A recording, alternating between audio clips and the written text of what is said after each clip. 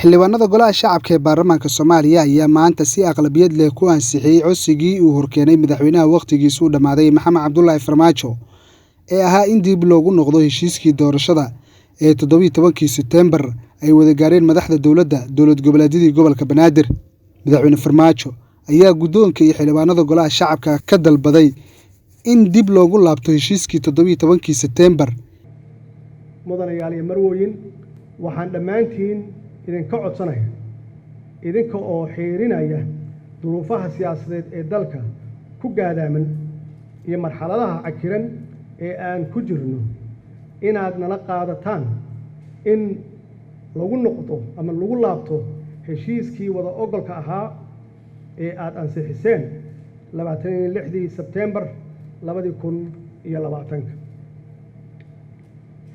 golaha sharafta leh waxaan rabaa inaan caddeeyo in ra'iisul wasaare Maxamed Xuseen Rooble uu hogaamin doono diyaarinta iyo hirgelinta doorashada iyo amniga doorashada, sidoo kale fulinta qorshaha amniga sida waafaqsan dastuurka dalka waxaa iska leh ra'iisul wasaaraha. waxaan farayaa xukuumadda inay u diyaar garowdo hawshaas baaxadda leh ama baaxadda weyn. Gudoomiyaha golaha shacabka ee baarlamaanka Soomaaliya ayaa ka codsaday xildhibaanada in cod gacantaag ah oo loo qaado codsiga madaxweynaha, waxaana codsiga madaxweynaha aqbalay gudahaan xildhibaanadii kulanka ka soo qayb galay oo ahaa 140 xildhibaan sida uu ku dhawaaqayo Maxamed Mursal Sheekh Cabdiraxmaan, gudoomiyaha golaha shacabka. codaynta sidaan ayay u dhacday. heshiiska 17 Sebtembar in dib loogu noqdo wax ka aamusay ma laha, xildhibaan diiday ma laha, waxaa ogol u codeeyay 140 xildhibaan.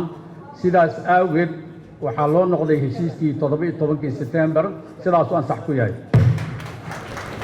madaxweynaha waqtigiisu dhamaaday Maxamed Cabdullaahi Farmaajo ayaa baarlamaanka Soomaaliya ugu mahadceliyay siday u aqbaleen codsigii ahaa in dib loogu laabto heshiiskii 17 Sebtembar. haddaba si aan waqti badan nooga lumin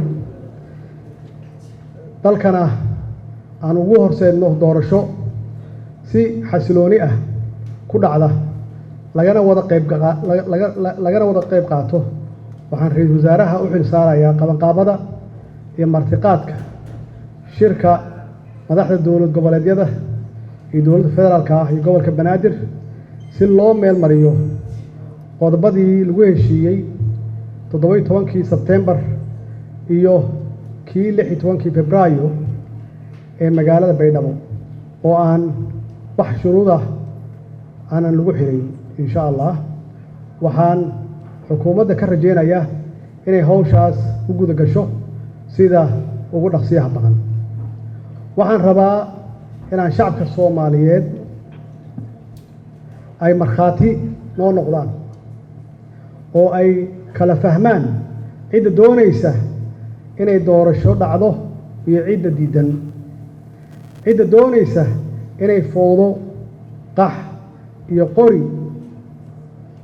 wax ku raadiso iyo cidda doonaysa inay qaadato go'aan kasta oo ay ku jirto danta dalka iyo dadka iyo diinta.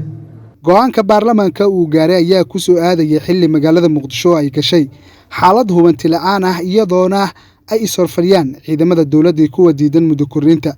waxaana hadda la filayaa in mar kale ay kulmaan madaxda dowlad goboleedyada si loo dhameystiro heshiiskii 17 Sebtembar ugu dambeyntiina dalka uu aado doorasho. Cabdifataax Muumin, 5 TV, Muqdisho.